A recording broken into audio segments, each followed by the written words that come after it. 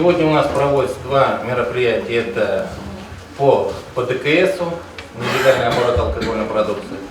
И основной второй вопрос, который касается вас всех здесь собравшихся, это введение ЕГАИС с 1 января 2016 года.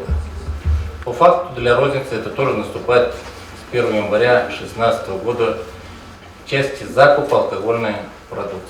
На выездном совещании Государственного комитета Республики Башкортостан по торговле и защите прав потребителей в администрации города обсуждалась единая государственная автоматизированная система, иначе говоря, ЕГАИС. Это программа для государственного контроля над производством и продажей спиртных напитков. Согласно федеральному закону, розничным магазинам для продажи алкоголя необходимо установить в торговую точку программный модуль, с помощью которого данные о продаже алкоголя автоматически передаются в единую систему. Собравшимся более подробно о работе системы ЕГАИС рассказал начальник отдела лицензирования и контрольных мероприятий Госкомитета Республики Башкортостан по торговле и защите прав потребителей Владимир Попов.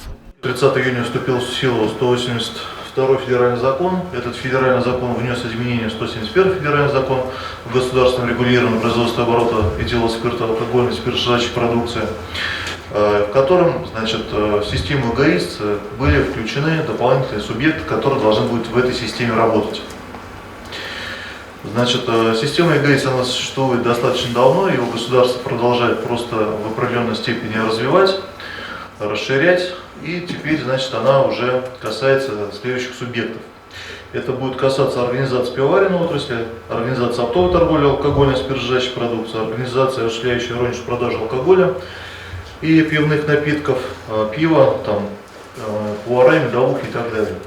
В настоящее время для представителей розничной торговли система функционирует в тестовом режиме, но уже с 1 января 2016 года они будут работать с системой в части подтверждения факта закупки, а с 1 июля будущего года в части фиксации продаж. В случае, если данные требования не будут учтены, предприниматели ждут штрафные санкции до 500 000 рублей. Луиза Мустафина, Альфия Янчурина, Радмир Сингулов, телекомпания СТВ.